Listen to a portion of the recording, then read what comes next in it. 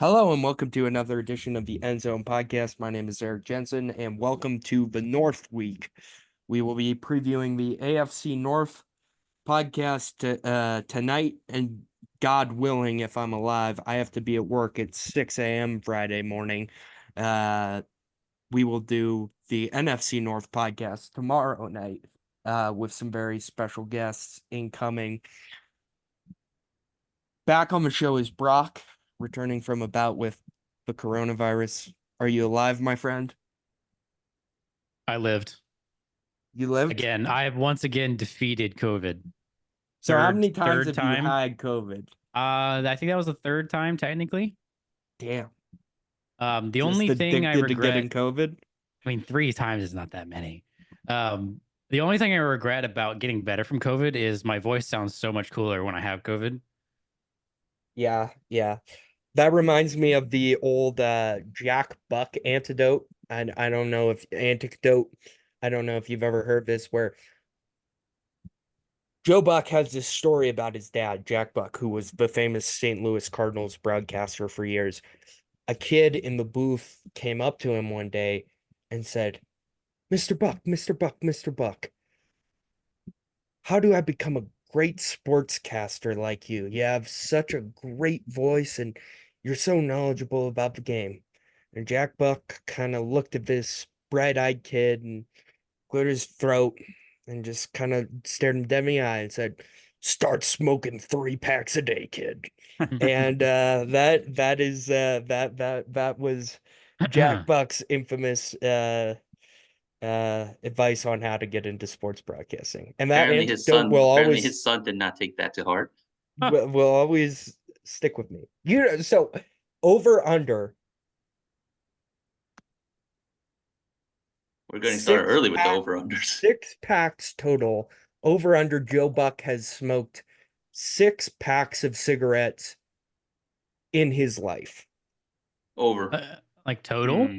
Yeah. Total over. Total. I feel like I know very little about Joe Buck as the man. Wait, are we saying Joe or Jack? Joe. Oh, Joe. Jack is definitely over. Yeah, Jack over. Joe, I'm gonna go under. Interesting. I might go under. Yeah. You smoke a certain amount of cigarettes throughout your life. Maybe you pick it up for a second in college. Maybe you're drunk one night at a local bar and you have one on the back porch. Like you just pick up a certain. So over under number of cigarettes Eric has had. I'm gonna set it at 5. Cigarettes or cigarette packs? Cigarettes. Over. I also am gonna go over. Over. Phil? For Eric? Yeah. In his lifetime. Well, yeah, given that he's projecting all this cigarette smoking onto Joe Buck, he definitely has smoked more than 6 packs of cigarettes. Oh, more than 6 packs? I said 5 cigarettes total. Whoa, oh, 5 crazy. total. Yeah. That's crazy. Over. I just feel like he said it based on his own life on Joe Buck. Because Exactly. Joe Buck kind thinking. of is like a perfectly neutral human being. Like you can just pretend he's whoever you want. No, but see, here's the thing, right? If you have a family member who smoked a lot, usually you steer away, right? Mm-hmm. The secondhand smoke kind of I'm saying, and I'm now projecting my own life onto Joe Buck, which is what he's there for. He's there to be projected upon. So I mean, that's where I'm coming from. I feel like anyone who thinks that someone fake mooning is disgusting has probably never smoked a cigarette ever. That's fair, like dog. A single cigarette. That's fair, dog. The dude's like best friends with Troy Aikman. I'm sure Troy Aikman hasn't introduced himself. He's the various one. Substances over the years. He probably told Rob Lowe to wear that NFL hat. Yeah. Oh God. I forgot to look something up. Is Rob Lowe an Indianapolis fan? He's a fan of the NFL. That's all we know. Okay. All right, Eric, how many over under? What's the actual? So how many cigarettes are in a pack? See, that should tell you. First off, I don't know the number. You're clearly a drinking smoker. Yeah, I am. But Eric, that's not the question. I said over under 5 cigarettes total. You know the answer to that. Far over. Okay. Yeah, exactly. I told you guys that. Yeah, I could see that. Far over that. But like Eric, I met Eric last week, and he told me the story of how he decided to stop partying in his life in like his late Mm. 20s or whatever. Like Mm. this man has smoked some cigarettes. An Let's accept important that. watershed moment for all men. Yeah. Usually when they're approaching 30, that Yeah. occurs. Yeah, I've approached that point at 25. I would say total. How many cigarettes are in a pack of cigarettes? 20? 20. I Is would it say 20? in my life I've probably smoked almost a pack. Oh, Probably. okay. Okay. So my over under wasn't that far off. I was worried that I was Yeah. way below. No, probably almost a pack. I have right now, I don't know why this is so random. I have a pack of unsmoked Marlboro Red cigarettes in my desk as we speak. And I never take them out. I never smoke them. They're just there. You just know that they're there, and that's I enough just for you, huh? I Okay. just know that they're Hmm. there. Maybe this is why Eric has never gotten That's coronavirus. Yeah, and that's it's enough the for me. tobacco keeping the germs away. Here's the No. Phil's working closest. hard. Here's the closest I've ever come. That story makes me think of the closest I ever came to smoking a cigarette is, there's this story where your parents find like a pack of cigarettes like in your dresser drawer or something like that, Yeah. and you get in trouble for it. Yeah. Well, when I was a kid, I was probably like in 8th grade, and I found an empty pack of cigarettes, and I hid it in my drawer so For that reasons like unknown. Because you wanted to get in trouble. I wanted my parents to find it and like freak out, like as a prank. And I don't think they ever found it. That's as close as I've ever been to Starved smoking a for. I don't cigarette. know a lot about Phil. I've only just met him, but it sounds like he was starved for attention as a child. This is depressing on another level. I was at least a prankster. I mean, the dude like was marinated in football in Cleveland. That should tell you all you need to about Married how in a high his football. depression What did levels you are. just say? He originally started as a Packers fan. He first came to football and became a Packers fan, but he lived basically his whole life in Ohio near Cleveland. So As a Packers fan. yeah, and so but he's absorbed Browns culture by osmosis, which tells you something about the depression levels that Phil is experiencing at this point. Yeah. Hey, football mentioned. We're a football podcast. Football does get mentioned are here. we? That is a Remains question. to be seen. YB did I- mention today. YB's in a wife beater and much All right, hold much on. more. Let's give. I'm tired of the slander of YB's fashion choices. He's not in a wife beater. He's in a tank top. Yeah, same difference, but No, like, it's not. but uh, wait, I am thankful this is not going video. no, hold on, wait a second. Do you not know what a wife beater is, Eric? It's a tank top. No, A wife beater is not. A wife beater is It's an A a shirt. subsection of a tank top. it's an A. It's essentially an A shirt, is what it is. Yeah. Okay. Anyway, moving Interesting. on. Anyway, I on. guess I didn't understand what a wife beater was. Why Someone aren't goes to you in jail for domestic violence? What? why aren't you in Tyreek Hill? Why aren't you in a corporate office, YB? Why am I not in Tyreek Hill? That's a different question entirely. Okay. Jesus, Okay. Eric. That's where we went there. Okay. It's not But his in all turn. seriousness, today, August 15th on our end, that's the Korean Independence Day. So Hell yeah. that's what therein lies the reason for a national holiday. And So so who did Korea get their independence from? Japanese. Okay. Oh, okay. I would have figured you meant like So, from the north or something. No, I mean that's serious business right there. Yeah, I mean it's a dark time in Korean history when basically Japan occupied it for 40 years and until the Americans decided to drop 2 nuclear bombs on Japan, that wasn't changing anytime soon. So That was in the 20th century? Jeez. yeah, it was. So it was technically, yeah, us nuking Japan gave you your independence. yep. So you're welcome. Nuclear war for the win. We are the beneficiaries of the only nuclear strike ever committed in human history, and with luck, that will remain the only nuclear weapon actually deployed in warfare in the Amen, future. Amen. Nuclear war is bad. All right, we're all against Covered nuclear our war. bases there. Good job, Eric. You're making me feel better about my like football hot takes later. It's like we've already said you're welcome for nuking someone on this podcast. I mean, Eric's is the only name on the podcast, so I take no That's true. responsibility. Speaking of nuclear warfare, let's talk about the AFC North. Let's, Oh. yeah, let's Oh, talk I about love what. that transition. Yeah, let's Well, talk what about if- what's going to happen to the Bengals this. What? Well, All right. This guy. So where do we want to start? Do we want to leave the Bengals for a little bit deeper in the episode, or do we want to tear the Band-Aid off? I'll let you decide, YB. Let's start with the Bengals. I mean, like, might as well like, kind of get it over with and kind of talk about it because it was kind of fortuitous timing because Hold on, YB. Let me tell you a little bit about the yeah, Bengals. Well, look, I have a over-unders. soliloquy as well. Well, Yeah. just very briefly to let I the have a audience 2-minute know. prepared statement. No, I'm just kidding. let me Phil, get start. okay. To So let the this is- audience know how the books perceive the Bengals' fortunes coming this year. Their over/under is. Does anyone have YB? What's your guess for their over/under for win total this year? 10.5. It is Hmm. 10.5. They are He knew. second in odds to win the division, just behind Baltimore, Ravens. and yeah. they are 15-1 to win the Super Bowl this year, Ooh. which Can you is give me 15-1. plus numbers because I don't understand odds. plus, only- plus 1,500 to win Plus the Super 1,500. Bowl. They're That's a plus nice bet. 165 to win That's the interesting. division. That was my. That's why I had a reaction to 15-1. That's a nice number. I might It is a have nice to put number. a little bit of money on that. Phil is a gambling man. This is what we've learned. That's true. This is what we've learned early. I've been looking to bring a little bit more gambling to the show. Here's my thing. I am absolutely horrendous at betting the NFL. I think everyone is. It is Mhm. by far the hardest sport to bet because You need to stop betting on the Broncos, man. because the books are just so sharp on it. They have the lines right pretty much all the time. So the way my falls typically go are I do decently well betting college football. I go like 6-4, 8-2 most weeks, and then I lose every single NFL bet I make, and that makes me wash out at about even because I will lose all my college football winnings on the NFL.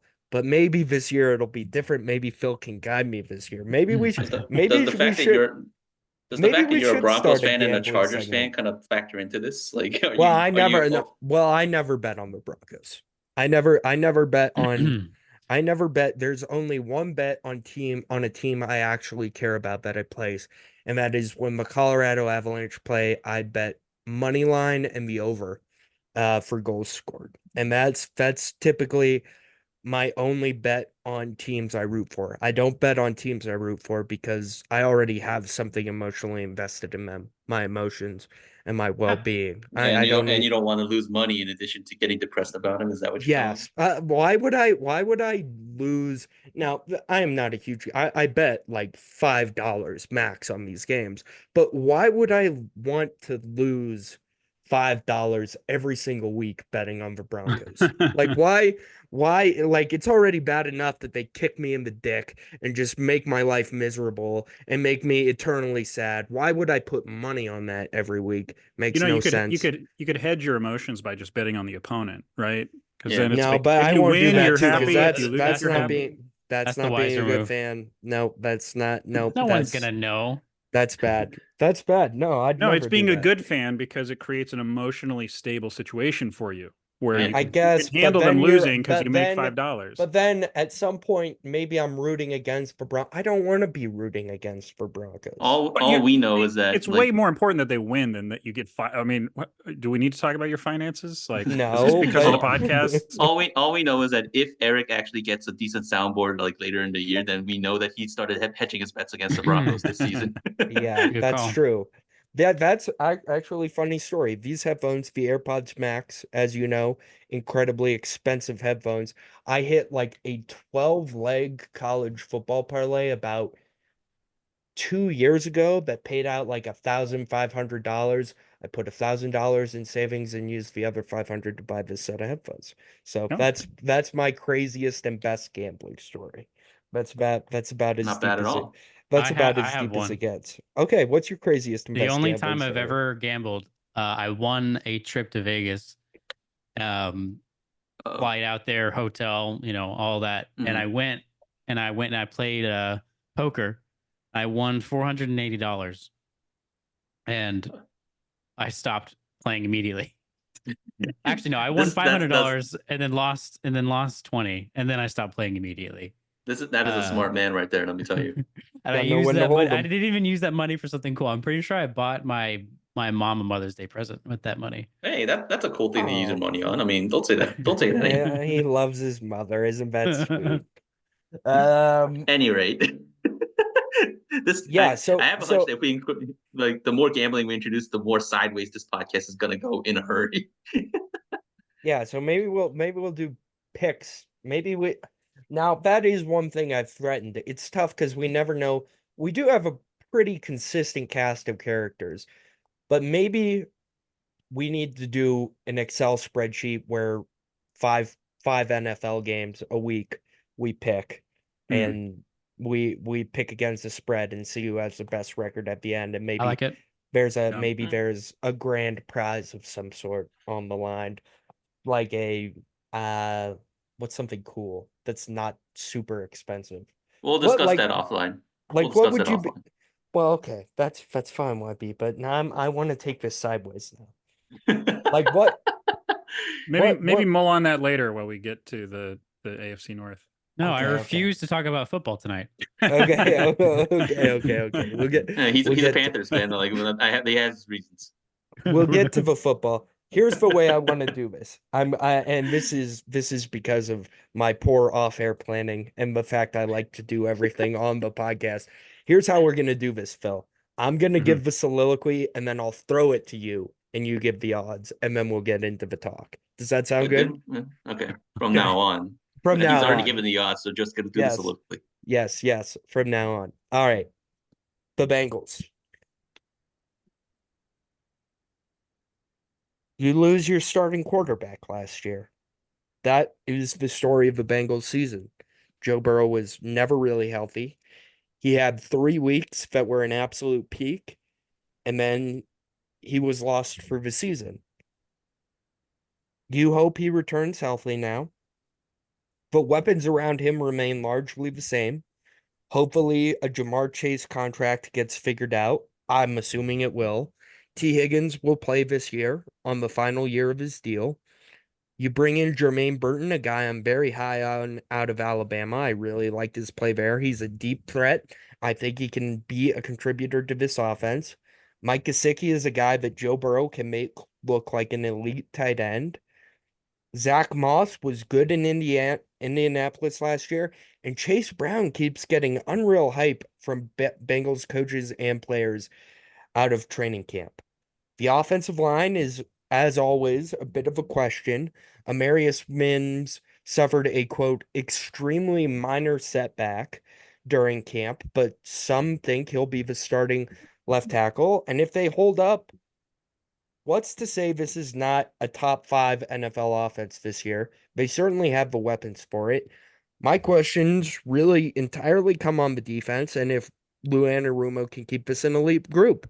They've lost a lot.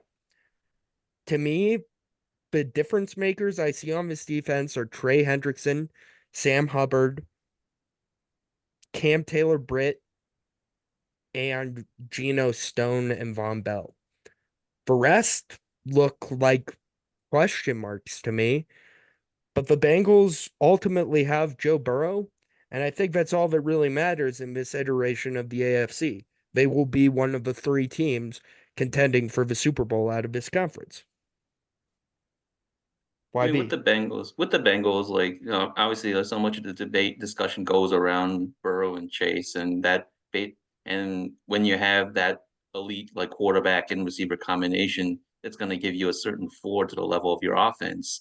With Amarius Mims, or if Mims apparently has a chest injury now, taking about 2 or 3 weeks, give or take. So, uh, and right around when Trent Brown finally decides to get his ass to camp and start training, which is kind of what Trent Brown does. So either Trent Brown or Amarius Mims will be the starter at right tackle because Orlando Brown is going to be the starter at left tackle, and that's what he was brought in to be. The interior, the offensive line is questionable. Like Alex Kappa has not been great in camp, so that's kind of a new uh, worrisome point in the offensive line. But the skill position talent is there. Like they lost two of their mainstay weapons over the past couple of years in Joe Mixon and Tyler Boyd, and those were guys that were reliable and were steady, but couldn't really give you anything beyond what was asked of them. They couldn't really break one. Like that was always a debate about Joe Mixon, especially in the last 2 years, because he can give you 4 yards a pop, no question. Like he can catch the ball in the backfield. And there were 2 years ago he had more receptions than Tyler Boyd, which tells you something. But he couldn't really break one. He no longer had the game breaking speed that he once had. And Tyler Boyd was never a game breaker. Like he was going to be the guy that got you the tough yards in tough situations and rarely dropped the ball. Although that began to be not quite much the case in the last 2 years. And they've substituted that with in the running back room with Zach Moss and Chase Brown, with Brown especially looking to be the guy that gives them something and an explosive dimension in the run game, which has been sorely lacking in Cincinnati the past 3 years. And the wide receiver 3 slot behind Chase and Higgins, like it's currently an ongoing competition between Jermaine Burton, as was mentioned before, and Andre Yoshivas, who was a sixth round pick, but he's outplayed his fellow second year guy Charlie Jones, and he's physically really, really gifted. And he already had a couple touchdowns last year. So I think wide receiver 3 will be an interchangeable mix of characters with Yoshivas, Burton, and eternal mainstay Trenton Irwin being the 3 guys that are probably looking for that role. Tight end, like it's once again it's going to be a 3-headed like Hydra with Drew Sample as blocking tight end and Mike Gesicki as quote unquote tight end who never really blocks. So the term tight end is a bit of a misnomer for him at this point. And then with defense, yeah, the concerns are there because Hendrickson and Hubbard are obviously 1 year older. They no longer have DJ Reader, who was vital to their run defense. They're hoping to mitigate that with they made 2 defensive picks in the first 3 rounds this year in Chris Jenkins and McKinley Jackson. Jackson unfortunately got hurt, and he'll be back soon, but he hasn't had. When you're a rookie, it's really tough to miss parts of camp because he looked good, and Chris Jenkins in his first game in preseason was not great in the run game. Ironically, he was a bit better as a pass rusher, which is kind of weird. But Sheldon Rankins obviously didn't play in the first preseason game. But the defensive line, I think, is going to be the interior of the defensive line specifically is where a lot of the concerns are because after last year with the Dax Hill and Nick Scott experience being a nightmare for all parties involved, like they brought back Von Bell, they brought in Geno Stone, who played very well in Baltimore last year, and the unmentioned so far Logan Wilson, who's a very good linebacker. That's gonna like the safeties I think are a bit shored up. Logan Wilson and Jermaine Pratt are good linebackers, and the cornerback 2 slot is probably going to be also the point of concern because Cam Taylor-Britt is a good player. DJ Turner was not great in the second half of last season, so you're left to wonder whether that was just kind of him hitting the rookie wall and he'll be better in year 2, or if that's just kind of who he is. The big thing about the Bengals defense that's been, I think, starting to get focused from a lot of podcasts is that they've spent a lot of draft picks on defense the past couple of years, but the high picks especially really haven't panned out so far, whether it be Dax Hill, Miles Murphy, DJ Turner. Cam Taylor-Britt is the only one that can be said to legitimately have panned out because he's a very good cornerback. But because they knew Burrow, Chase, and other guys were going to have to get paid, they invested draft picks in defense in the hopes that that defensive part would be cheap and good. They've been cheap. Whether they've been good is another issue entirely. And that is kind of be what I think people focus on in the first couple of weeks because the offense, there's a certain expectation that it'll be there. And with Burrow looks good so far in those setbacks. So the defense is going to be what makes them sink or swim over the course of the season. How did you become a Bengals fan, YB? Well, like when I came to college in 05, so I'm dating myself there. And in 05, that was the season when Carson Palmer and Chad Johnson were lighting the league on fire. And in my sports fandom across a lot of sports, I've always been a fan of guys that are like expressive, that put on a show. Like, in addition to playing the game, they put on a show. And if you've seen Chad Johnson, Ochocinco play and then celebrate, you know that he is a showman in the highest order. So that was when I became a Bengals fan, and like I usually become a fan of a team because of a certain player, and then afterwards I kind of explore deeper into the team. So that was kind of became a Bengals fan. So it's been 20 years. Was he the one who recently was trying to come out of retirement and then was offended when someone said he wasn't good enough to play anymore? Was that Uh, Ochocinco? Or was uh, it like Tio or something? I can't remember. It was this year. Chad was in training. Chad came to Cincinnati to training camp, and then there was a corner. I think one of the cornerbacks, the younger ones, like pressed him and kind of shoved him down, and everybody, including Chad, was laughing about it. So I don't think he was Mhm. offended about not being like people saying he's not able to come out of retirement. He knows what he is, and he has a successful podcast right now with Shannon Sharp. So I think he's enjoying life to the fullest. Yeah. Okay.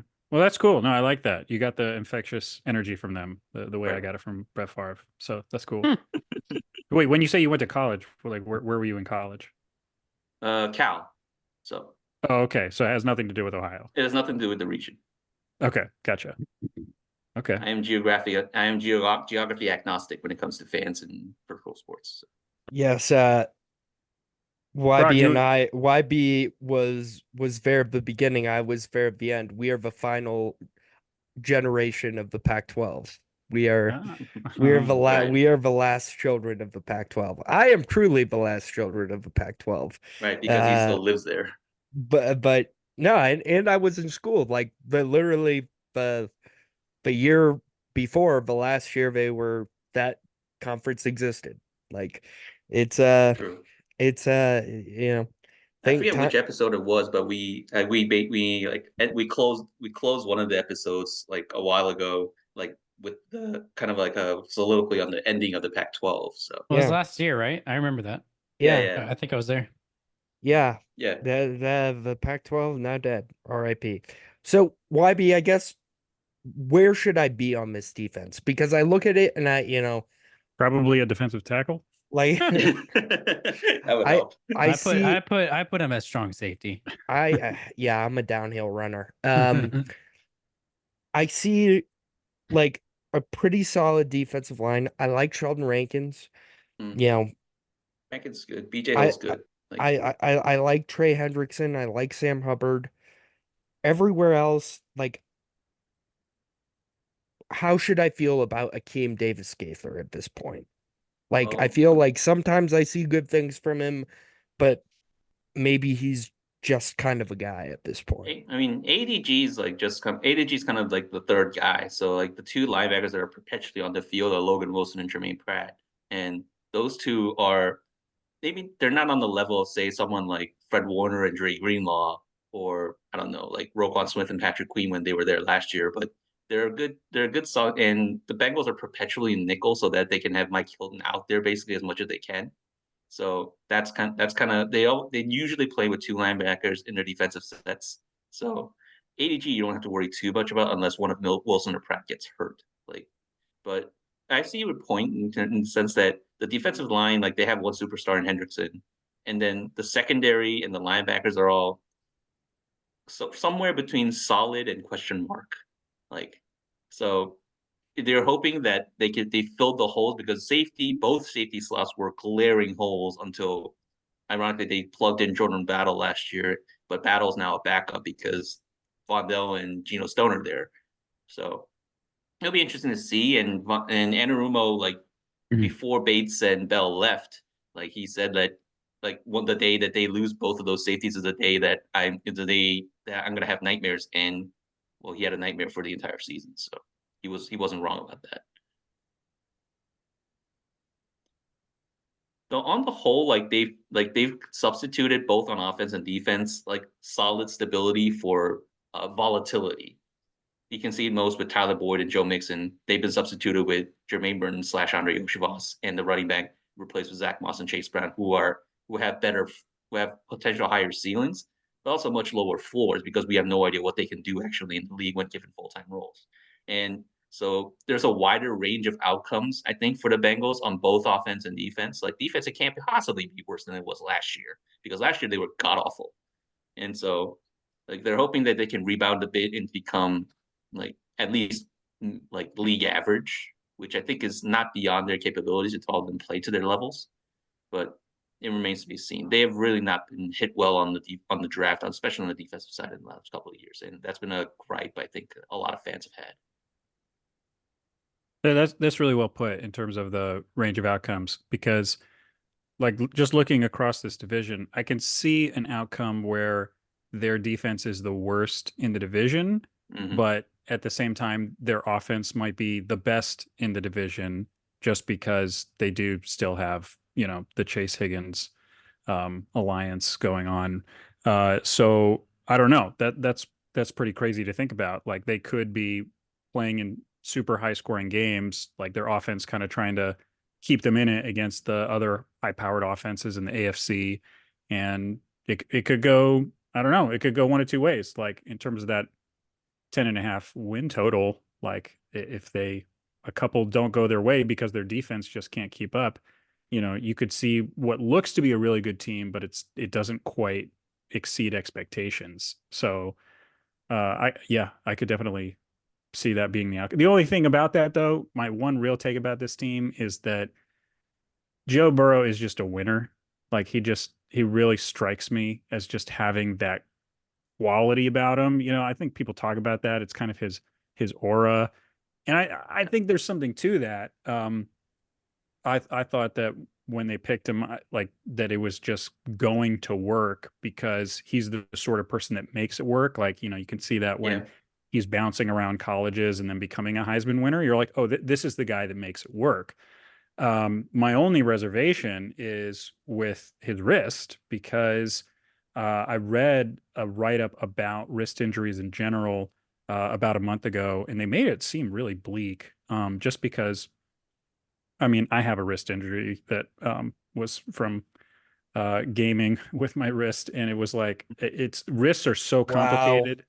I know. Sympathize with that. I know. That's the nerdiest crazy. shit I've ever heard, Phil. I'm sorry. It's crazy. Apparently, I have very Hold awkward on. wrists. Let me not assume what kind of when you say gaming, like what kind of gaming are we talking about here? It was a PC game. Okay, all right. Then it was what I thought. God, Yeah. Jesus. So I heard my wrist gaming. I know, but I'm coming in here with it as an expert. I've talked to so many doctors about wrists. Wait, so hold on. I need the full story. No, I have to know. Were you playing Call of Duty and you just flicked too hard to somebody's forehead? Like what? Call Were of you Duty playing is not a Dota? PC game. You were playing Dota, weren't you? No. Okay. Just playing League. I was playing StarCraft, if you really have to know. StarCraft? Oh. You hurt your wrist playing StarCraft? No, tons of players. Are you kidding me? No. Like if Oh, you, yeah. if you at the pro Seriously? leagues, yeah, YB would know. It's a South Korean game. I know Like very well. I didn't think StarCraft was that intense. The one injury that professionals get is from their wrist. And it Really? it has ended some of their careers. I was just really stupid about it because I let it get worse and worse. But isn't StarCraft like a procedural game? It's not like a No, it's real time. So you have to constantly move your hand and move everything around. So like your mouse imagine is moving, someone frantically. imagine someone trying to play piano as fast as possible for 20-minute increments, and then they play it for I they guess do that's that fair. for 10 hours. That's StarCraft. That's fair. Wow, I had no Interesting. idea. That's crazy. But Is it intense carpal tunnel? Is that what it is? it's kind of like carpal tunnel. It's like you can get carpal tunnel from it, but for some reason that's not what happened to my wrist. I did. I can kind of sympathize with that wimpy injury. With a wimpy injury. This is a wimpy injury. Story. Jeez. I was really good if it coming to his matters. wrist defense. Story of my own, which is that I mean, during college, I was writing so much with like the student paper and blogs and various things. Like I have carpal tunnel syndrome because I've just typed so much. Sure. Like if I write up 3 or 4 things in a day, like my hands start to tense up. So I guess I can relate. Sorry we had to laugh at you, Ohio Phil, but that's just not the kind of thing. Are you laughing at me? I don't even. I don't feel like I'm laughing. I'm just trying to understand that. I did whip it out of left field. It's a new area. You can't say that you have a gaming. You can't say you have a gaming industry and expect me to not want to know more. That's all. Yeah. Yeah, So true. so get us back on track. What were you saying about wrist injuries? They're just, I mean, the wrist as a joint is just really, really intricate. There's so many bones in there. There's so many ligaments in there. It's a really like sensitive and nuanced operation. And I mean, can you guys remember when that game was happening? I think it was a Thursday game because there was this really quick turnaround and everyone's like, "Oh man, Joe Burrow has this like brace on his wrist and stuff Yeah, like yeah, yeah. that," walking into Yeah. the game. And then Florio went on a tirade. he throws a touchdown to, someone like some sort of screen It was pass. Mixon. And then he's on the sideline And then he doesn't play. and he's just trying to like throw a very basic He's pass. trying to And grab he's a just football. like, He couldn't grab it.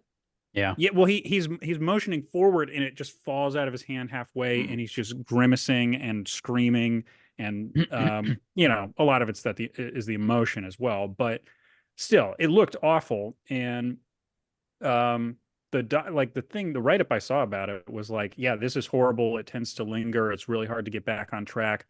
But he's an athlete, and these athletes are superhuman. So, like, I expect it to be different with him. So, like, I hope that his career is just as good and long as it would be otherwise. But that's just in the back of my mind when I'm watching him, because you really if it was a non-throwing wrist or something, who cares? But it's like he needed to drive the ball down the field, and if something is a little bit off and it's like hurting him, then we might never hear a report about it, but then it might affect a game at some point. And like, there will be a wonder, like, oh man, why was that throw a tick off, or what have you? So that's just something I'm keeping in mind for this season, because that injury was not that long ago. This was going to be my one take on this Bengals team. Like, I appreciate all the focus that we've given to the defense, right? I appreciate the conversation around, the pieces that have been interchanged on both the offense and the defense, but it all comes down to Burrow. And Yeah. like Phil is saying, the wrist injury that he sustained is not one that quarterbacks typically sustain. I remember reading an article about it. It's typically one that linebackers have, and linebackers are usually fine because they're not throwing a football, right? He is throwing a football. It is with his throwing hand. I don't think we're going to feel confident, at least outside looking in as a person who's not a Bengals fan. I don't think I'm going to feel confident about his health until he's played a full season all the way through. And that's fair. I think we need to get to the end of the season and see Joe Burrow play a whole season and hopefully play in the playoffs, whatever the outcome is. And if he can do that and be fine, take the hits and withstand beating a full NFL season in 2024 gives, then I think we can feel better about it. But at this moment in time, I think that's the biggest concern is, and I think the same is true of, like, I have the same feeling about Kirk Cousins, right? Everybody expects him to be fine. But the man, or Rodgers, or Rodgers, yeah, they all are expected to be fine. Rodgers, Burrow, Cousins, but we don't know, right? Right. We don't. We had to see it. So the same thing with these. I think, Bill said he thinks this could be the best offense in the division. I think that's accurate as long as Burrow can throw the ball and is healthy. I think this could be the best offense in the division. And I think this division is very interesting for a lot of reasons, because all of these teams could be really good, or they could have the floor drop out of them. Like every single one of these teams, I think you can make that argument. So, yeah. Last bit on Joe Burrow is I almost ran into him last summer. Oh, like you almost ran into him with your car, or? Yeah, I was like really fan, thinking so about it. I was like, what takes precedence He's a here? Browns fan, Ethics or fandom? No, he was at a deli by my house, which I found out because they published like a small article about it in the paper, and I had just been there, and I was like, wait, what? He was there? I was just there, and I missed him by. I mean, it said he was there at close over the weekend. I was like, I was there at close over the weekend. It was just Maybe he had already buzzed his hair and dyed it, so that's why he didn't recognize him. It was just the wrong day. He was, visiting his Ohio State friends. The real Slim Shiesty. Yeah. One thing that I think could be in the Bengals' favor is it looks like they are playing the NFC East. Looks like that's who they're playing for the most part. Mm-hmm. So I mean, it's not a super tough schedule in my opinion. So they have a soft schedule in the beginning, with the exception of the Chiefs in the beginning, and they've had a I take slow start issue to to the that season. because they're playing the Panthers in the first 6 weeks. But they've you're had right. they've started really slow in the last couple of seasons, and that's kind of caught up to them when they've been trying to like make up ground at the end of the season. And so if they start out slow again and is this soft of a schedule, then yeah, they're going to I be mean, some and concerns. honestly, I think their toughest games are in division. Yeah, Yeah. Looking at this, yeah. And but they're playing both the Panthers and the Broncos, so that we'll have that to look forward to. All right. All right. I think that's enough Bengals talk. I think we at Is it? length discussed the Bengals. No, I could discuss it for another I feel hour, like we but you can go a guys don't have another little hour. longer. Uh, okay. Next team. I'm gonna go with. Let's go with the Cleveland Browns. A team we don't really talk about a lot. A team near and dear to Ohio, Phil's heart. Uh, I was thinking about this as I was driving back from lunch today. And my immediate thought was just pretend a quarterback doesn't exist for half a second and look at the rest of his roster. That's only something that could be said about the Browns, just FYI. Yeah, and just kind of think like, is this a Super Bowl roster? Like, I mentioned this when we were looking at top five roster. You told me to get the hell out, so I don't know what the hell you're talking about. like YB, you were probably right, and I was probably wrong because I mean, to be going fair, that back exercise we also have to consider the quarterback. So I think that was your main objection. to research, like the defense is still loaded. Oh yeah, Like, it is this the is. best defensive line in the entirety of the NFL? Darius Smith, Dalvin Tomlinson, Shelby Harrison, and Myles Garrett. Like, I don't think I could pick a four better than that. JOK has really improved over the years as a linebacker. Devin Bush is not bad to have. And Like, not bad to have. That's being generous about Devin Bush, but go continue. yeah, he's looked good in training camp, apparently. uh, Denzel Ward's a good corner. You know, Martin Emerson Jr. projects to start as a cornerback too. They've got Newsome as well. I like him. I Delpit in I the back end. I love the safeties like Juwan Thornhill and Grant Delpit. Like that's a really solid safety tandem. They have a very good defense, like in terms of personnel. Like they have a They very good defense. and like it's not just that, they're like ridiculously deep on defense as well. Like there's some questions about the offense. I get that Nick Chubb is Solid coming off question. of a big knee injury, but Jerome Ford, when he got chances, looked good. David Njoku became a star down the stretch.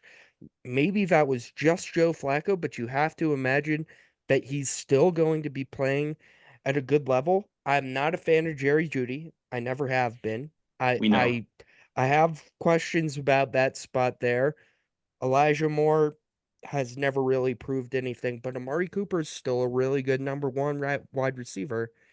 It just all comes down to what is Deshaun Watson at this point in his career? And I just wanted to ask that question to the group and throw aside everything he's done off the field because he's a monster and we get that. Like at this point, that's been discussed thoroughly. The Is Cleveland he just, Browns, yes. What are the Cleveland Browns odds, first th- off? And they then I have a are question to post. they are third favorite to win the division at plus Mm. 450. Their over under is 8.5 wins, and they are plus 3,500 or 35 to 1 to win the Super Bowl. Although they're I hit the over on that one. in terms of the over under, the over is juiced, so you would pay more to Yeah. win less to Yeah. hit that over. I can understand why. M- My general question is this. I think really the only way to start a discussion about the Browns is to discuss the quarterback as a football player at this point. And that is, where do we think Deshaun Watson's at? Because if you look at it from a pure football standpoint, he has never had a full season with them. He has been injury prone, and when he has been healthy, he's looked terrible. Like Is this what Deshaun Watson is at this point in his career? Or is there a reason to believe that he can get back to even being a top 15, top half of a league starting quarterback? Is that within the realm of possibility at this point? When I ask myself that question, I think the answer is yes. I just think he's been hurt for 2 years and hasn't really gotten a chance to play in this offense. But now he's been there for a while. And if it doesn't come together to start this year, they have real problems there. I understand. Well, I actually really understand the desire to just ask about him as a player as opposed to a person. But um, first of all, a lot of people find that really difficult. A lot of people would rather Right. focus on who he is as a person. But I can't totally bracket them. And but more specifically, like as a sports story, I think that it has more bearing on it than most players' lives have, like on what is going on the field. Because he,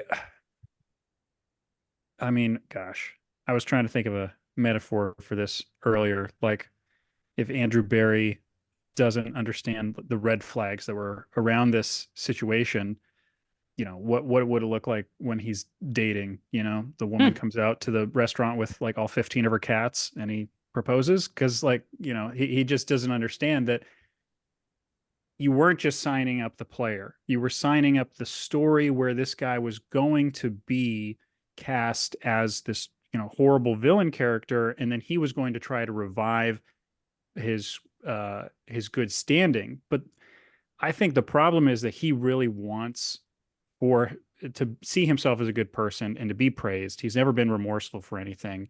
And I think that he kind of lives with the conflict of the fact that people don't agree with him about his self-assessment. And so, did you guys see the article about Jalen Hurts and Nick Sirianni in Yeah, ESPN? the conflict, like apparently a lot of freelancing going on. Like that was Sirianni's perspective of it anyway. But Yeah. So the thing I would say about Watson is like there was a line in that article where it said it was almost like Jalen Hurts was trying to prove that he was a $250 million quarterback with every throw. And that is the intangible mental part of the game that goes into these high paying quarterbacks. But I think even more so for Watson because everything is riding on him being a good quarterback. Like he's I think he's trying to prove that he is not just a good player, but kind of like a good guy by lifting up the city of Cleveland through playing. But that is a huge like mess with your head sort of thing. Like that's the same thing that actually messed with Baker's head in his last years. He was trying to play through an injury to prove that he was worth it and all that. The funny thing is we tried to get out of that situation and we just inherited a new head case problem. So I feel like Watson is on this thin rope where it's like if things don't go well, it has the possibility of going terribly.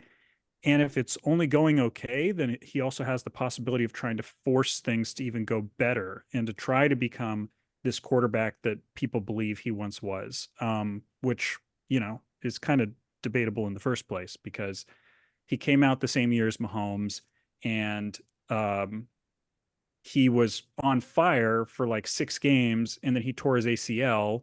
And then when he came back, he was never quite like the superstar quarterback I think that people thought he was going to be based on his first 6 games. So I don't know. I think that being a head case and trying to prove everything and also living in a world of lies in his own head about what his life has been is actually a huge problem for football. um that's kind of my take on like why that's such a mess.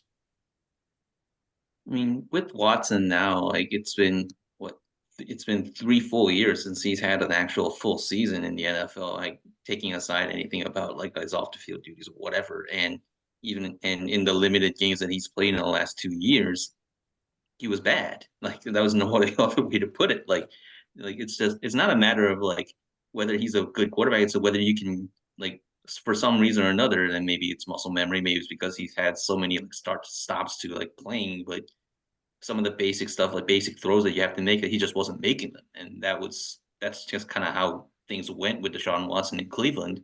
And like I don't want to go into armchair psychologist mode and think about what's going on in Deshaun Watson's head, because frankly that is something I'd rather not do. But on the, but on the plus side, for the Browns at least, in terms of their football team, they've done a remarkable job in terms of like surrounding like the rest of the positions to a point where they can win despite mediocre to bad play from their quarterback, and then they finally get a jolt out of all places, Joe fucking Flacco, and manage to do well for themselves down the stretch last year. And so the pieces are there, like if there's an actual competent quarterback in there, but we have no indication that since for the last 3 years, Deshaun Watson has been a competent quarterback by any stretch of the imagination. And their backup right now, I believe, is Jameis Winston.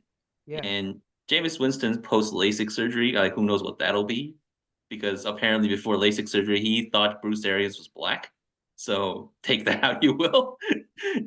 But the rest of the roster, as you mentioned, they, I think the biggest loss that they had was Bill Callahan, their O line coach, who went to Tennessee to be with his son, who's now their head coach, Brad Callahan, who left Cincinnati to be head coach at Tennessee.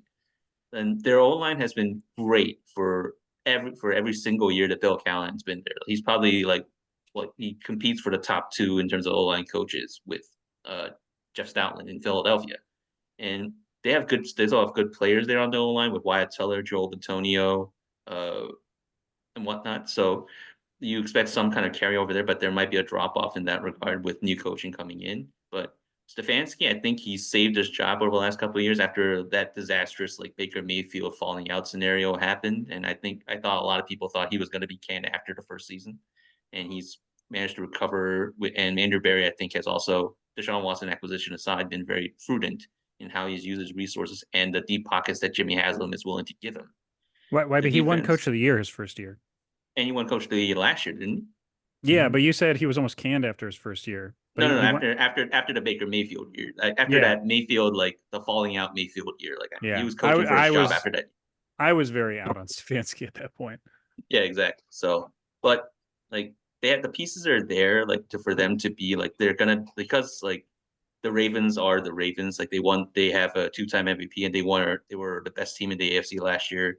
The Bengals, like they've been to the Super Bowl, like, and like Joe Burrow has the aura, so they'll always kind of be mentioned as kind of like that third team. Like, but I think they're much better than most divisions' third teams have any right to be. Yeah. Like they have the potential to be that. Oh, sorry, Brock, do you want to jump in? Go ahead. Well, I was going to say, if last year's Browns team had last year's incarnation of Geno Smith, I think they have a chance to beat the Texans in that postseason game. Yeah, All the well, Browns so- need is a competent quarterback, right? And yeah, go ahead. Well, I guess, Flacco did throw a couple pick sixes, so maybe you're right. I'm not saying they beat them. I'm saying it's not. I mean, it was a blowout, wasn't it? It was. They It got was killed. bad. They got killed in Houston. It Yeah. was a blowout, but there were the pick sixes, so it wasn't like the defense was as I bad. think all I'm trying to say is if they have a competent, not even like a great quarterback, competent quarterback, this team is very good. But they don't, Mhm. right? Yeah. I guess my question Yeah. is, I'm always interested in how in how fans of teams describe certain things. What would you describe the ideal Kevin Stefanski offense as, Phil? It's evolved a lot, I think. Yeah. It's changed. Yeah, and it was, he's kind of he learned most of what he learned from Gary Kubiak when he was in Minnesota, although I guess that Norv Turner was also there a while before that. So a lot of it has to do with his running scheme, but it also is a lot about designing it. Like he has always said, he wants to design his run scheme so that it will set up the pass, and then once you make someone believe in your run looks, then you can hit them deep and hit them with an unexpected bootleg or something like that. So he, a lot of it is trying to disguise what you're doing. But I would say that he also is just trying to layer the routes in ways that will create open space, sort of like Shanahan does. But honestly, he's, I think, just not as talented at it because Shanahan is so good at reading things in person that he's making adjustments in games. And I don't think that Stefanski is at that level, but he thinks that he can create small mismatches through the way that he designs his plays and puts people in space. So I don't know. I don't know like what it would look like in terms of run balance ratio. They tend to run a little bit more than the average team. But I think that is trying to set up those big plays. He does get gimmicky at times as well. Um, he gets gimmicky, especially when he's under pressure. Yeah. Like there was this game last year where DTR was, supposed to. Oh yeah, the Dorian Thompson Robinson experience. Yeah, well, we were in. I'm a big DTR fan, but we were in Denver, and DTR was playing really well, and then he goes out. That game. Oh, you were at that game? Yeah, he goes out with a concussion, and then the next play, I think they put in like PJ Walker or something, and he ran like a double reverse, and it was fumbled in the backfield, and I'm like, come on, man! Like this game was going so well, and then you had to like try to get rid. He has a certain too cute, smartest guy in the room flaw to him at times, but.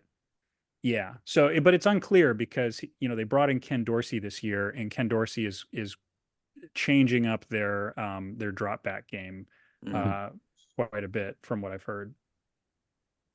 But I'll say this about Watson and the problem. I think that the Browns were actually taken off guard by how bad Watson is, and you can see this last year in the first game. It was very rainy. Watson actually played, I think, a little bit better than Joe Burrow did, but Joe Burrow was coming off of injury and Watson wasn't. And Watson just didn't play very well. And Burrow was god awful that game. Let's not sugarcoat it. Well, he was facing what was going to be the best defense in the league as well. And he generally struggles against the Browns personnel. But the next game was against Tennessee, and they way changed the way that they were treating Watson. A lot of stuff was around the line of scrimmage. They were using Elijah Moore out of the backfield. They were having, a lot more design screens and things like that.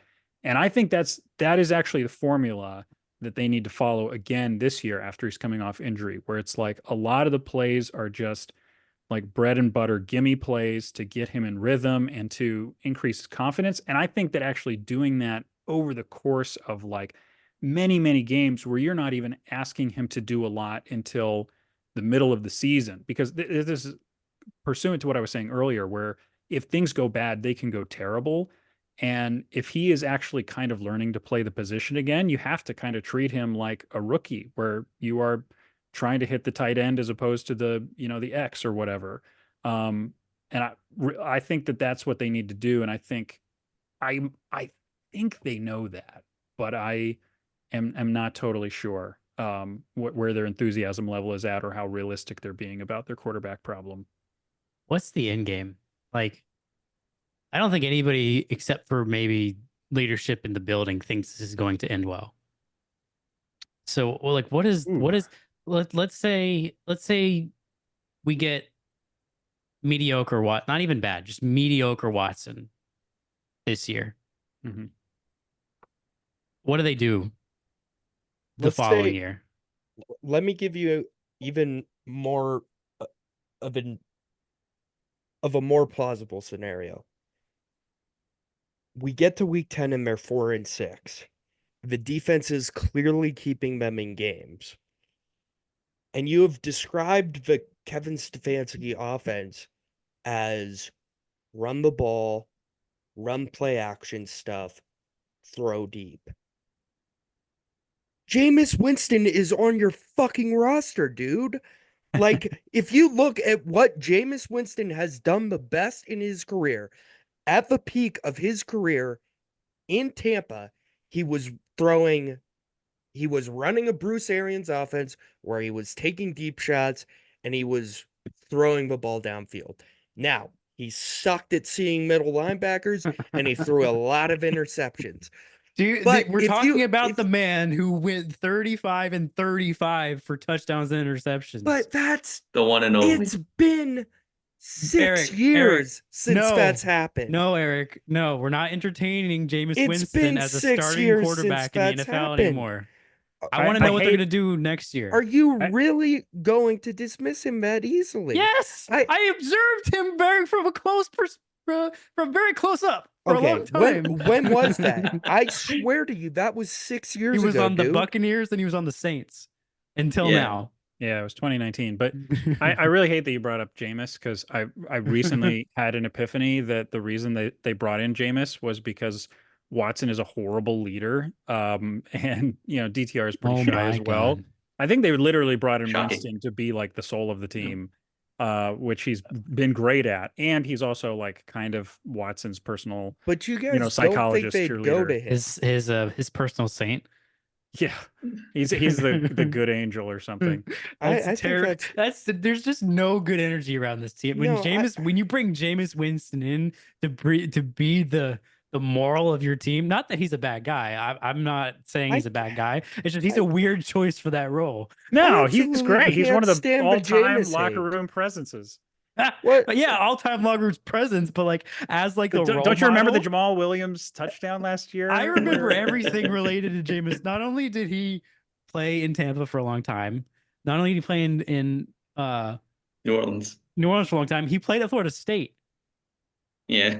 Brock has intimate knowledge of I Jameis have Winston. so man. much exposure to Jameis Yeah. Winston. Happy birthday. Like what?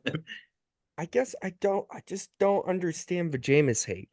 If right, but- Joe but- Flacco, but- okay, here's my Getting point. past hold on, just there is a world where Jameis plays this year. I fully believe that. However, that's not what matters to me. What matters to me is at what point do the Browns start thinking, not even doing it, but even start to consider pulling the cord on the Watson Look, experience? the- Is the- it the next year? Do we have to do another year? Like what do you think? I know, because like Let- I don't think that this is something that I've thought a lot about, because it is really there's this weird incentive problem with front offices where they are trying to keep their jobs, and because they're trying to keep their jobs, they will often put the next regime in a bad position, because you can punt the money down the road, and then Right. if it works, then you can punt it again. If it doesn't work, it's someone else's problem. However, AB and Kevin Stefanski were both extended this summer, so that's not Right. actually doing a lot of explanatory work right now. The way that Andrew Berry has handled the money is that for the next 3 years, Watson's cap hit is $64 million each year. Right. I personally do not know if there is a way other than extending him where you can create void years to put that money somewhere else, but it is a bad situation. And frankly, the only thing that I can really think of, like if Watson would have to be pretty bad to not start next year. But I mean, from my perspective, DTR is right there. Why not just go for Oh Brock my Purdy? God. Go for Brock Purdy 2.0. He just watched the man. UCLA tape. It's off the charts incredible.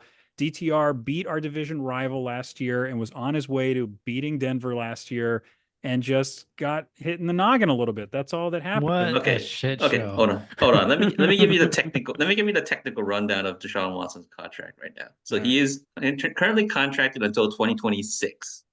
Okay. And Jesus. as Phil mentioned, his cap hit each year is $64 million, like give or take a couple $100,000. Like, and all of it is guaranteed, as has been fully well known in the press. Like all of it is guaranteed. So if you were to release Deshaun Watson after this year, the dead cap hit, the cap hit total will be $136 million. They're not going to do that, okay? They're not going to do that. They can't field a roster. That's crazy, man. Yeah. So Well, crazy. we said the contract was crazy when they first signed it, and we know now that we weren't all delusional, that it was a crazy fucking contract. Listen, Look, everything. So what Phil said in the beginning, I fully agree with. I think there is some element of, well, frankly, karma that's visiting this team. You can't Couldn't get happen in to a nicer bed. team. Huh. I don't personally think the Browns deserve this, but that's beside the point. But like, you can't get in, like, the mental state of your quarterback matters. Yes. Yeah. Just like it matters for pitchers in the MLB. We talked like in Major League Baseball, it's so much is made of a pitcher's mental state. 100%, and I think a quarterback deals with more than a pitcher does. So 100% it matters. His own self-image matters. the fact that he's like Phil said it, I think beautifully, he's concocted this world of lies in his head, and he's living there. There's no way that works out well. No, there's no way, in my opinion. I don't think you have to be a particularly moral person to look at that from the outside and be like, that's fucked up. So I just don't see, and in he's 2026, the contract's fully. I just cannot believe this is a real state of affairs in the National Football League. It's really weird. It's really weird and being they're a fan still of this winning team. despite that handicap. So take that out. It's a crying shame. The defense was so good last, so good. It was They're really probably really going to good. be a good again. It's just terrible, man. I feel But so bad for Browns fans. I feel so The bad fans for don't deserve those. that. I feel bad for the team. It's taken frankly, it's taken a lot of the joy out of it. You know, Yeah, that I when can he imagine. throws a deep pass to a wide receiver, you feel really good for the wide receiver. It's just a very complicated set of affairs. Like I've thought Yeah. about like, man, what if this team wins the Super Bowl? Like I wouldn't be How would over the moon. I would be like, So oh tough. man, Oh, but there are plenty of Browns I'm fans that so will glad canonize for Deshaun Watson for like that. if Nick Chubb That's- won the Super Bowl, like Oh, yeah. I could get fully, I would have this great amount of joy, especially considering his injury Shit, I'd last be year. happy for Nick Chubb personally. Yeah, Like, and I'm a Bengals I'd fan. be happy for Nick Chubb, and that's where my joy would come from. But it would have this weird asterisk to it. Yeah. I'm So just still not in fun. shock with how much this panel despises Jameis Winston. You're telling me Kevin Stefanski You don't made know, Eric, okay? Kevin Stefanski made Joe frickin' Flacco look like an all-pro for 6 weeks. You're telling me he couldn't. Joe Flacco was a much better quarterback than Eric, Jameis ever he was. threw 35 interceptions in a season. Dude, people change. That's what people have been saying. I can't. I don't know the other. He did get gentlemen's better with reasons. Get us out of Cleveland. But I Eric. can't. Get us Like out of I have to Cleveland. be realistic about what I have seen out of this man. I don't actually hate Jameis. I think Jameis probably, to your point, probably gets a little more hate than he deserves just because of how he is. But Do he's people not a hate starting. him? Yes. Oh, I didn't even. I thought he was like Dude, the eating the pregame W thing. speech. Oh yeah, No, the crab everybody legs, hates the Uber and driver, and the crab legs. Yeah, I mean he's been a comical villain for a long time. Yeah, A comical villain. Yeah. Let's right. Yeah, Let's better than the actual villain. But to finish this off. lovable villain, lovable. To finish this off, You don't want him starting for your team. Sorry, Eric. Please go ahead. To finish this off, let's play a game of best case, worst case, most likely. And I'll provide the scenarios here. Best case, Deshaun Watson looks like a serviceable starting quarterback. He puts up a stat line that looks something like 4,000 yards, maybe he throws 30 touchdowns and has 10 to 12 interceptions. For Browns, defense doesn't regress a ton, and they end up winning the division with 12 wins, and we're looking at a team that going into January, people are talking about in the same breath as the Bengals, the Bills, and the Chiefs. Worst case scenario, Deshaun Watson crumbles. He gets hurt again. He's never healthy throughout the whole season. The defense regresses, and at the end of the year, you look up and the Cleveland Browns have gone 6-11 and are en route to a top 10 NFL draft pick. Most likely, Deshaun Watson has some games where he looks good, some games where he looks really bad. Ultimately, at some point, he gets hurt. Ultimately, Jameis Winston comes in. Ultimately, Jameis Winston plays 6 games.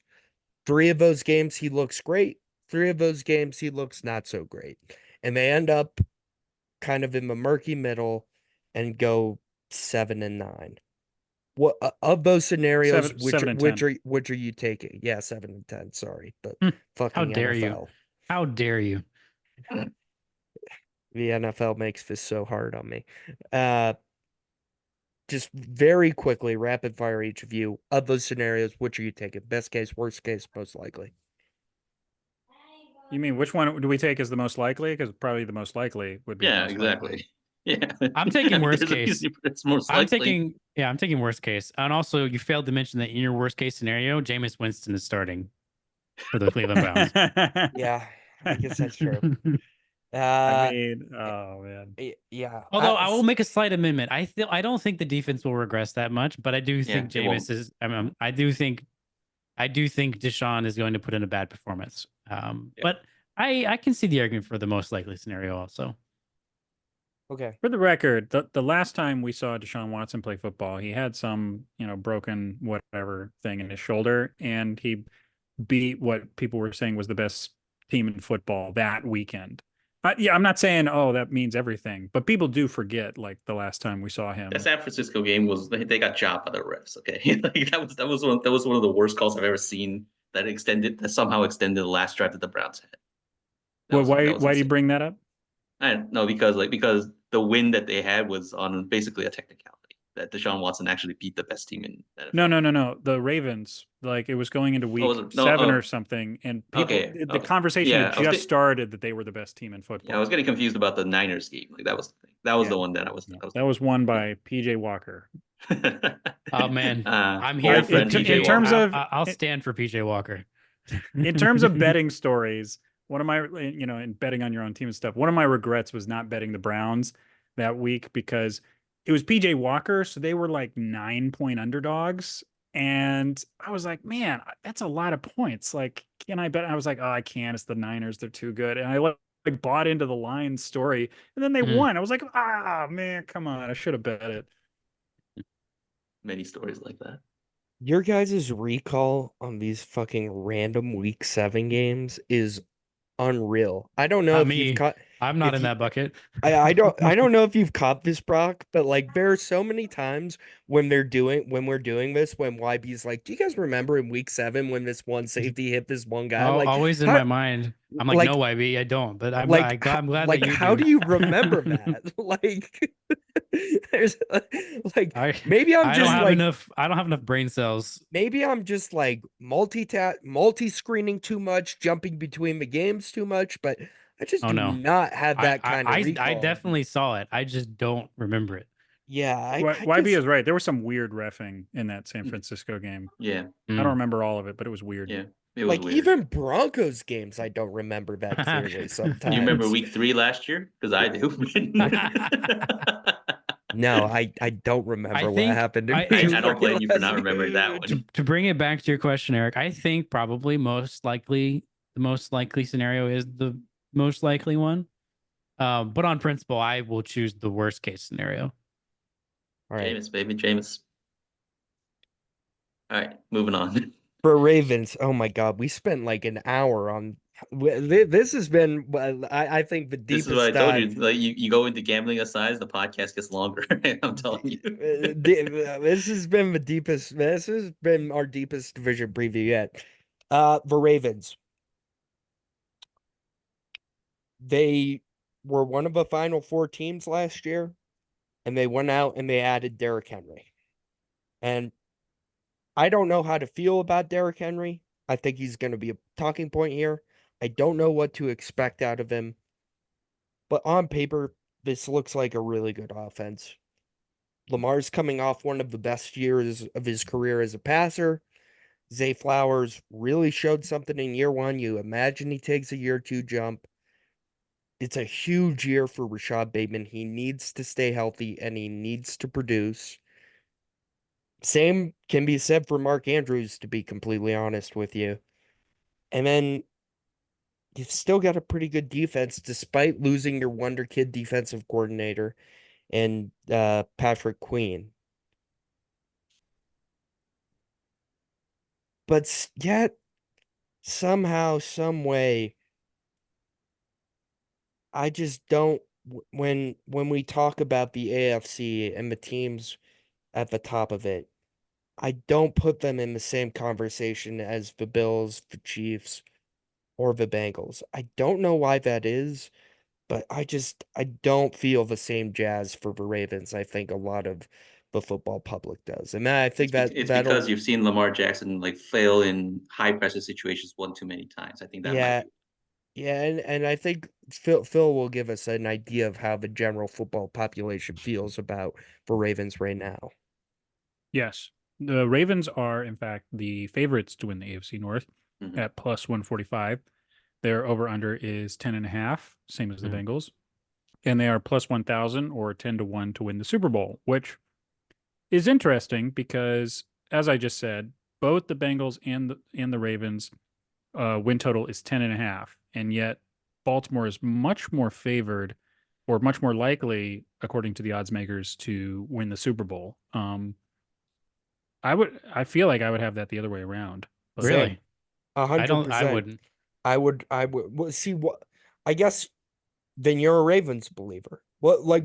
Give me that perspective, bro, because I don't know. I just can't like this team's gonna be good, but I almost view this team as having the same issue that the Cowboys have, where they're really good in the regular season from year to year, and they could consistently fail in high pressure playoff situations. That's what the record tells you.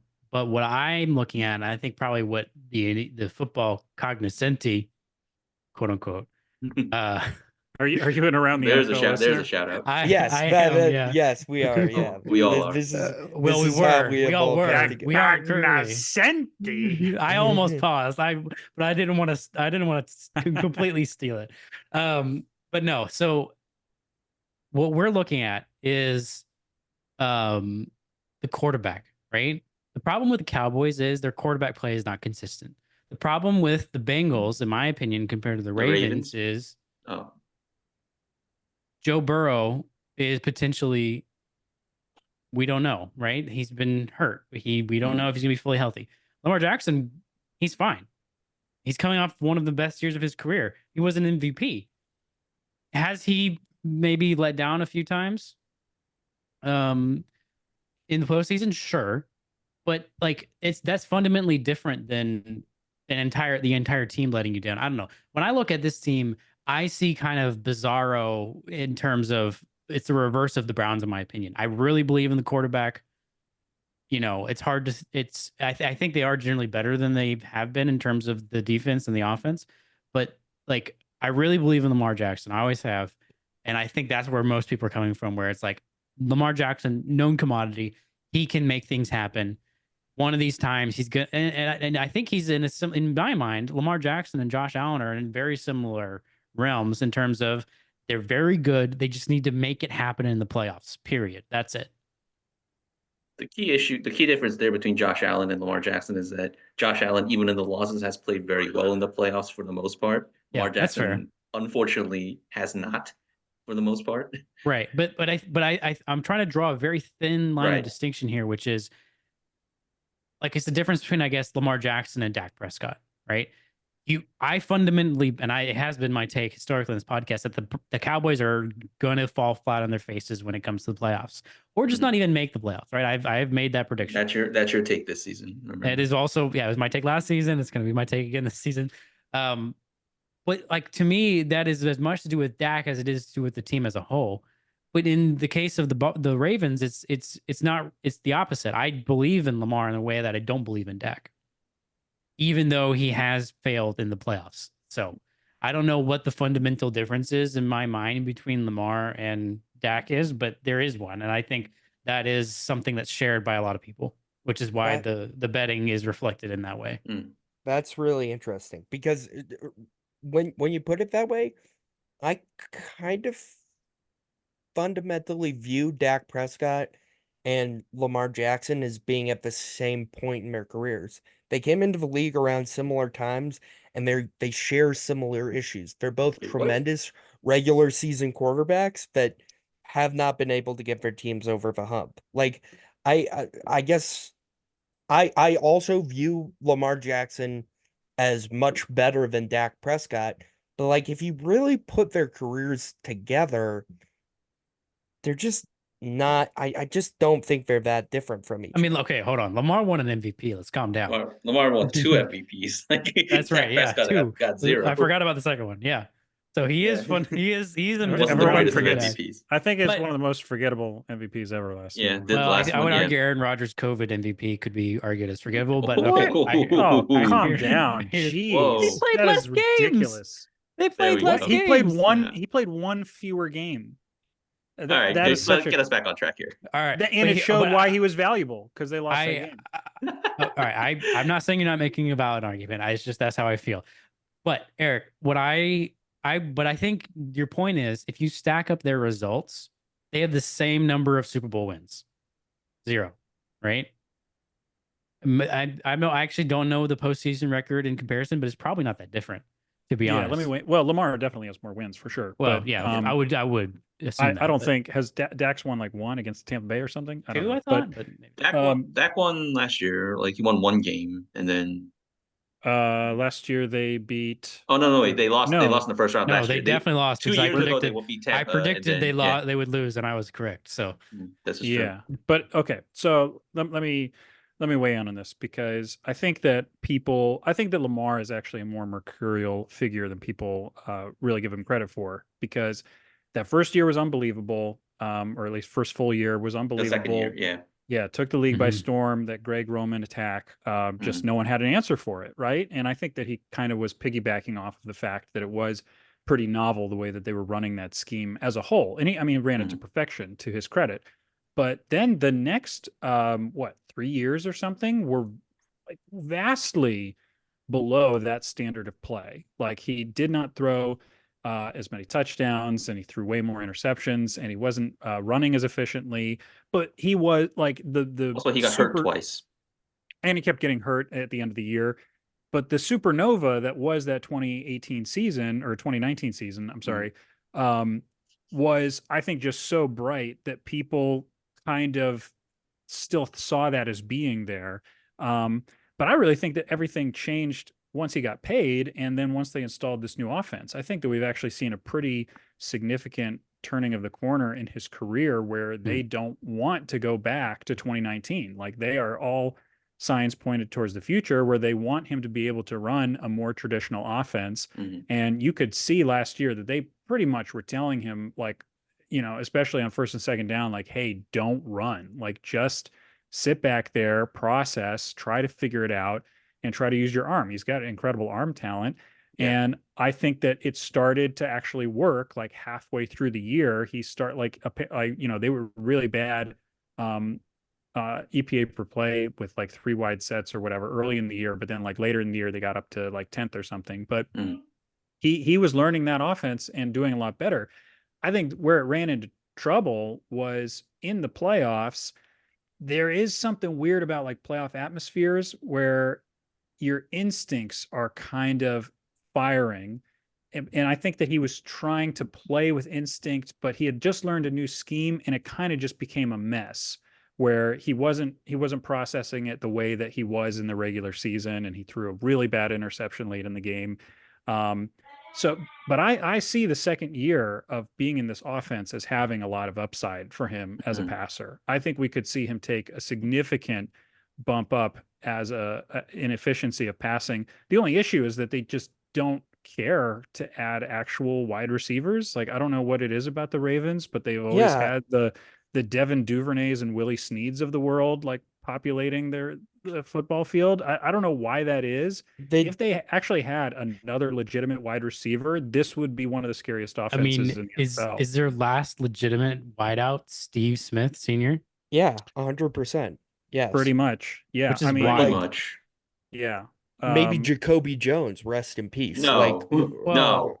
Jacoby Jones is not at the same level as Steve Smith, even at that point in his. Was Hollywood Brown not on this team? Hollywood Brown, but he never really. Well, he did have 1,000-yard season. Like he wasn't a bad receiver for them, but he had some faults of his own that I think. So we're not saying he's in the same realm as Steve Smith Sr. Here's the question, guys. At that point in his career. What is the Ravens record? What is the record for single season receiving yards for a Raven? I mean, it's got to be. I mean, I know Steve Smith Sr. did over 1,000 yards. Definitely 1,250, one of those years. I think. Might be Derek Mason. Very close. Let YB. It's 1,201. But Derek Mason. That's still pretty low. I don't know. I heard that on a podcast. They didn't say what it was. They didn't say what it was. Bad I was podcasting. I was thinking, I was like, in my head, I was like, was that Torrey Smith? Oh, it could have been Torres. Any rate, like with the Ravens, like the issue with Lamar aside, like we mentioned, like they've lost like a lot upstairs because they lost not only their defensive coordinator Mike McDonald, but they also lost two of What? their Michael Jackson? Wait, what now? Michael Anyway, Jackson has the record for apparently in their first season in 1996. I've never heard of this guy. Michael All right. Jackson. This is Today a I trivia learned Was he wearing one glove? it was said he Okay. albino? it was a To get us- thriller to Ravens fans. To get us back on track, because we've taken too Sorry. many side plots today. Have we? Yes, it's interesting that they didn't invest. But here's the other thing that you said, Phil, that I think is interesting. You said if he takes another step forward, this has the ability to be one of the best passing offenses they've had. And yet their big offseason addition was to add Derrick Henry. It is they are screaming, they are telling him two different things if they are adding Derrick Henry. Because to me, adding Derrick Henry says, we know that we are a power team. We are going to run the football. We are still going to utilize your legs, and occasionally we will utilize your arm. That does not scream to me, hey, sit back there and process. That screams to me, we're going to ground and pound teams to death and try to play a physically dominating style of offense. And But, to me, that's just where I'm confused and why but ultimately I'm never going to pick the Ravens to miss the playoffs, but I just don't know what they're going to try to be this year. I'm very interested by it. I can understand why, like, with the point you're coming at from Eric, but there, like, the issue is that if you're acquiring Derrick Henry at age 25, I think that might be like a much more like valid concern in terms of what their primary form of attack will be. But Derrick Henry's 30, so they're not relying on Derrick Henry to be the 1A option in the offense. Like, I don't think that's what they brought him in for.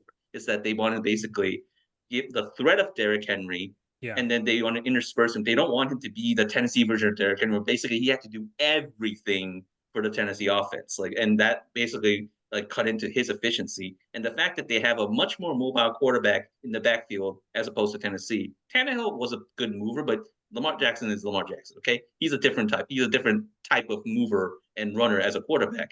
And so, when they now that they and but you do have a single point is that they lost three of their offensive linemen in free agency. They lost Morgan Moses, they lost John Simpson, their guard, and they lost Kevin Zeitler. And so they lost basically their two guards and their big in their offense and the right tackle.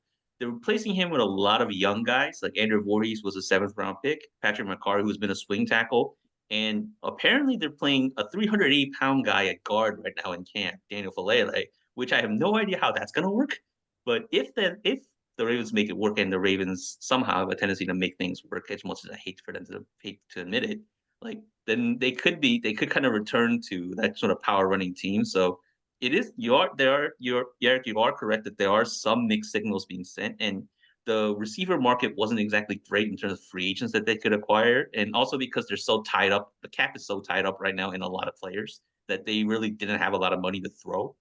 So but they're counting on more growth from Zay Flowers. Mark Andrews returning back to form, and I think he had some nicks last year, and Aguilar was surprisingly effective for them as like their tertiary like receiving option, like a long way from his Philly days when he was getting clowned by civilians for not being able to catch anything. So It's a huge year for Rashad Bateman. That just like I am done counting on Rashad Bateman. Yeah. period, end of story. It's put up or shut up. Like, dude, like it's over. It's so he- over for Rashad Bateman. Well, let's just to briefly touch back on Derrick Henry for a second. Let's not forget one of his best traits is reliability. I mean, when has he not played? Yeah, which He is had the a foot opposite of injury what one year. which is the opposite of what the Ravens running backs have been for the Right. past So 3 years. like it could be as simple as that. They Yeah. know they're not getting prime Derrick Henry, but what they are getting is a proven workhorse who's gonna hit Yeah, he's gonna hit his lanes hard and get you 2 yards. and he Well- won't be as like workhorse loaded as he was in Tennessee. Right. but Exactly. also, let me just ask the panel this. I will not more of a statement to, will any of you be shocked if somehow we look up at the end of the year and he's 1,000-yard rusher? No, No, Like I won't be shocked. no. not at Like all. he still has that in He, him. yeah, he is the epitome of he's got that dog in him. 100%. Yeah. The funny thing I think people don't realize about Derrick Henry is that because he's so freaking big, like they think of him kind of like how you would think of like, like the old power backs of Deja or like a Mike Allstott or a Jerome Bettis. Like, but the He's fact not. is but Derrick Henry, he's just like basically like a large, very large Devon Achane in terms of how he plays. Like because he has like home run speed out the ass, but it's just that he's so freaking naturally big that people can't bring him down. And so like Never the had COVID, I heard. Built different. built different. Let's not speak of Derrick Henry and Eric in the same breath. All right. Oh my goodness. I Okay. think Like, my ultimate well, take on this team is that they're going to be very good. Like YB said, they have an annoying level of cohesiveness because incompetence. Harbaugh is just a good. Yes. He's just Mm, good the at front stringing office it is all top together. notch. Yep. He's really good, It's but true.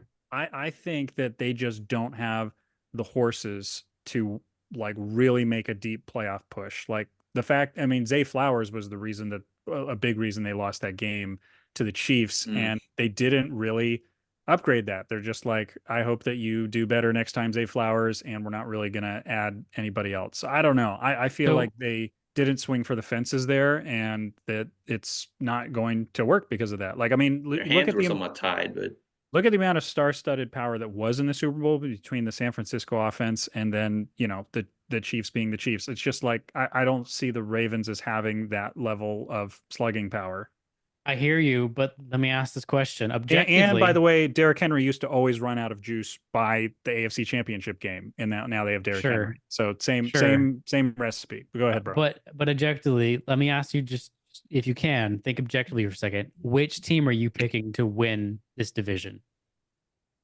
Okay, great question. And why isn't it the Ravens? It's probably the Ravens. Yeah. But it's because they do have a lot of cohesiveness that tends to win these AFC North games. It's like really annoying. I don't know. You just feel like you're running up against a brick wall when you're, battling them in a third quarter of a game. It's really strange, but and it's especially because Lamar Jackson does shine in those, early fall, mid fall games when he can totally open up the field. So all I'll say is this. The Chiefs can't rely on Patrick Mahomes being special and age 36, 35, Travis Kelce forever. Okay. The Bills are going to be a legitimate problem, but I don't know that the top of the AFC is that much better than the Ravens this year, I guess would be my argument. Yeah. I just whoever I wins don't this know. division Like is going to get beat up by the other guys in the division. Like that's the staple of the AFC North, that they beat the crap out of each other, and then that's eventually they lose in fair. the playoffs. I mean, the Ravens' lot in life for the past couple years to be perpetually injured, but in a world where that doesn't happen, right? Because that's down to luck at the end of the day. I mean, in a world where injuries don't happen, the Bengals might also have a claim to the claim. Fair, also fair. I'm just saying, if the Ravens win the division, as I think we're saying that they probably will, and they get to the playoffs healthy, I mean, I'm really only If, but okay, sure, but I'm just saying, I see them stacking up against the Bills, not terribly. I have my doubts about the Chiefs this year because they just can't keep doing it. I don't think, but if I We'll could be talk wrong. about that we next did say week. that last year. So But- we did say that last year as well. So All right. Last team, very short here, and I'll let YB say his yearly comment. yes, The Steelers, I mean, all I have to really say is this is Broncos North. Yawn. Like What? I've seen how this has gone before. You lost your franchise altering quarterback. You've been in quarterback purgatory for the past 5 years. You're now trying to fill that hole with Russell Wilson, which for Broncos tried before. This is just Broncos North. Your roster is still pretty good, but you're hanging on to lost time. This is for Broncos like 3 years ago, but granted, you're A lot of still Broncos talk. you're still clinging on for hope. but ultimately this team is not worth caring about. But guess what? We're gonna have to watch him on the first weekend in January because Mike Tomlin exists and has a deal with the devil, and they're gonna be the 7th seed. YB, I'll let you say your piece, and then let's get the fuck out of here because this has been a 2-hour show.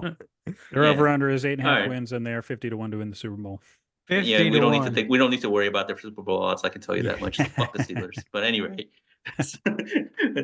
my annual tradition is now complete. I have said fuck the Steelers on the AFC North podcast for 3 years running now. I have no regrets about it. But on like my antipathy for the Steelers aside, like I think they've done a solid job in like renovating their offensive line to be younger and better than they were 2 years ago, because that offensive line was god awful for 2 years, and obviously did not help that they had the corpse of Ben Roethlisberger behind there for 3 years ago, and then they had Kenny Pickett, who is, I'll be generous and say, not an NFL caliber quarterback, as we've seen in the preseason when he's wearing an Eagles jersey. Hand up, Now wrong on that one. I know, but like they've got a lot of like exciting young players on the offensive line. Like their lack of skill position players, like at least on the wide receiver position, other than George Pickens, is a bit of a concern for them. I think that might be why they're going so hard on acquiring Brandon Ayuk, if they can make it happen. Although I have a hard time believing that they can acquire Ayuk without George Pickens being on the other end, on going the other way. Like I have no idea why the Niners would do that, but I digress. Like, well, now that they have Arthur Smith as offensive coordinator, we know what Arthur Smith is. Like he likes to run the ball. Like he doesn't like to put it into the hands of his like talented wide out playmakers. But but no, I'm being unfair here, because when he was in Tennessee, like they force fed AJ Brown to, like, other than Derrick Henry, the one guy they force fed was AJ Brown, and Pickens is not AJ Brown, but he's a pretty darn good facsimile of it, about 85% of AJ Brown maybe. So and besides, they have really nobody else to throw the ball to, like unless Pat Freiermuth miraculously recovers his health, because he's talented, but he's been hurt and he's been inconsistent over the last couple of years. And we hope that Freiermuth is not over the middle of the field, because Russell Wilson can't see over the middle of the field. And so, and I have a hunch that sooner or later we'll see Justin Fields on the field in lieu of Russell Wilson. And then the defense, I think Joey Porter was a big hit. They still have TJ Watt, Cameron Hayward, still going strong in his mid-30s. Alex Highsmith, like their defense is always going to be at least above average. Mika Fitzpatrick, like patrolling it over the middle. Patrick Queen, now that he's like the man in Pittsburgh, like I'm curious, because Queen was kind of inconsistent until Roquan Smith got there. And then Roquan Smith basically plugged the controller into the back of Queen's head and told him, go there, go there, go there. And boom, Queen had his best season. And now you hope that that knowledge has kind of transferred by osmosis to Queen for the Steelers' sake, because they're going to need it. And they're going to need it because Queen's the only like really solid linebacker they have back there. So because and this is a universe where no God exists, they'll always have a winning season. Like Mike Tomlin will once again have his smug ass grin on the sideline, and they'll be 9-8, and they'll celebrate the fact that they're over 500 again, and then we'll never have to think about it again after January 5th. I'll leave Well, that. the Steelers season comes down to this. Can Russell Wilson or Justin Fields be 2021, 2022 prime play action deep shot Ryan Tannehill? If one of those two players can be that, then the Steelers are probably a playoff team. If Justin Fields can't be consistent, which he's never been consistent, and Russell Wilson truly is cooked, which it's most likely that he's cooked, they will not be a playoff team.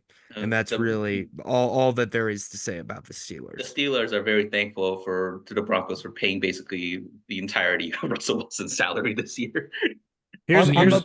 Like I said earlier, the schedule that the AFC North is playing is not super tough. Yeah. So counterpoint to what YB said, proof that there is a God. The Steelers will probably have a not losing record at minimum. Because that is proof that God doesn't exist. Different. It depends on how you want to look at it.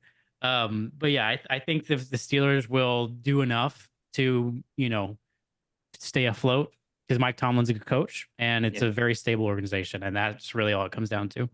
And we'll hate them for it. Yeah. Sorry, Eric. I have to spout off about the Steelers. As long as YB is here, and we're revving each other up about it. I have a theory that there are a certain number of teams who are afraid to be bad. They're just like organizations that have a lot of self-respect for their traditions, and they basically will do anything in their power to have at least a mediocre season. I would say that it's the Saints, Saints. the Colts, the Vikings, and the Steelers, and maybe more if I Saints in could the think last of them. 20 years. Brock, don't shake your head. Like, Well, but it's just like it's why the Saints, they put themselves in cap hell. These teams are just they don't want to be bad, and so they're kind of addicted to being middle class teams where it's just good enough to skate by, maybe be a game above or a game below 500, make sure that you keep your job, and generally the fan base is, in attendance still or whatever. And I think that, man, like the Steelers are just doubling down and doubling down on this philosophy ever since, Big Ben wasn't even good as the last 3 years of his career. They haven't been legitimately good since whatever the last year was that they had Le'Veon Bell and AB. And they're ramming their head into a wall. It's really beautiful to see. If only I thought that they had the self-awareness to realize how stupid it is that all those fans are actually fans of that team, that the organization itself continues to tell itself that they're important and significant in the NFL world, when it's all just a big joke, because all of them are failures. They're never going to amount to anything, and their season is already over before it begins. So congratulations, Mike Tomlin. You have all your cute little sayings, and they are going to win you nothing this year. Damn. What a great That way being to said, I have a lot of respect for him. what a great way to end it. Jesus Christ. We talked for 2 hours straight. This was not in what I had in mind. I've been YB can attest. I have done a good job of keeping these short lately. This one was a marathon. I appreciate all of you for staying with us. Guess week, I have bad news. Next week's gonna be a marathon too, because it's AFC the West. AFC West. What was the one you did last week? AFC East The AFC East and the NFC West. and the NFC You West. haven't done the NFC South? We did started that. with We the did N- that 2 we weeks ago. Remember? literally did that. We Yeah. did that 2 weeks ago. Wait, was I there? Yeah, you Yeah. were there. We started with it. That was the pod that Phil That was listened to the before he first came onto one this we podcast. I have to did. go back and see what I said. That was the You do first that. one that we did. COVID has gotten to you, my friend. Yeah, I don't no. have the best memory. It's truth. that. So, this was great. All of you were great. This was the most fun I've had podcasting in a while. We've got a good rapport here. Next week there's going to be a lot of people, and I'm gonna assign some kind of roles right now. Phil, if you want to come, you're more than welcome. It's going to be a show. You're going to want to see this. Brock, you're more than welcome to come. But the main characters here are going to be me, Joe, YB, Mason, and maybe, just maybe, Our local fentanyl addict. James Brad- Winston? Oh, okay. Bradford James Winston. Sonnenberg, who is just a joy of a human being I love Brad. I want to be there if Brad's. I will only come if Brad's coming. to experience. Now, I would say there's about a 75% chance he bails last second, but Classic because he Brad. doesn't generally like us, he thinks we're old. But like, True. What? No, I can't deny that. Do I but look old? like, YB, if he shows up next week, we're going 2+ hours probably, and it's gonna be a hell of a ride. So we'll get ready for that. Tell Brad that I'm only coming if he's coming. Yes. We will. Everyone has an invite. And then we'll have the NFC North podcast tomorrow. My friend JT Wistersill, a Vikings fan, will be on. I found another Reddit guy who's a Bears fan, and Phil, if he can make it after his plans. We're recording late. We'll talk some Packers. We'll get that out tomorrow night. Maybe, can't promise. I have to be at work at 6 a.m. tomorrow, so I can't go until 10 p.m. again. But thanks, boys. This has been a ton of fun. Until next time, we will see y'all later. Peace out.